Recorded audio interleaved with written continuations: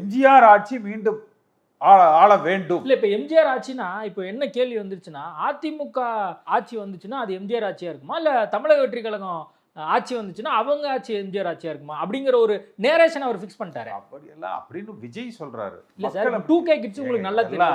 2K kids 90K kids சர்மான் பேர் வச்சவன் எல்லாம் வந்து சர்மா ஆயிர முடியுமா? ராமச்சந்திரன் பேர் வச்சிருக்கிறவங்க எல்லாம் எம்ஜிஆர் ஆயிர முடியுமா?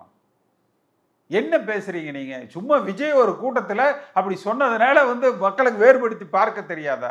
யார் இந்த விஜய்னு வரலாறு தெரியல. இல்ல உண்மையான எம்ஜிஆர் விஜயால தான் கொடுக்க முடியும்னு அவர் சொல்றாரு. அப்படின்னு அந்த அவர்தாங்க சொல்றாரு. அவர் தானே சொல்றாரு. கேட்டுட்டு இளைஞர்கள்லாம் அங்க இருக்கக்கூடிய லட்சோப லட்சம் இளைஞர்கள் எல்லாம் இல்ல, அவரோட ரசிகர்கள்.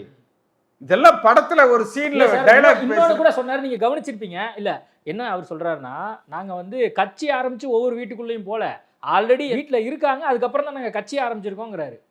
அப்போ இதன் மூலியமா என்ன தெரியுது? சினிமா ரசிகர்களா ரஜினிகாந்துக்கு கூட தான் இருந்தாங்க. ரஜினிகாந்துக்கு இல்லாம இருந்தாங்களா? சினிமா ரசிகர்கள் என்பது வேறு இல்ல சார். அப்படி சினிமா ரசிகர்கள்னா இன்னைக்கு கூட்டம் நடக்குது, அவங்க அந்த டைம்ல வர்றதை மட்டும் பார்த்துட்டு கிளம்பி போயிருந்திருக்கலாம். காலையில இருந்து கிளம்புறாங்க சார், காலையில இருந்து கிளம்பி வராங்க. 2 நாள் எந்த நடிகருக்கு கூட்டம் எந்த நடிகர் கூட்டம் போட்டாலும் அவ்வளவு கூட்டம் வரும்.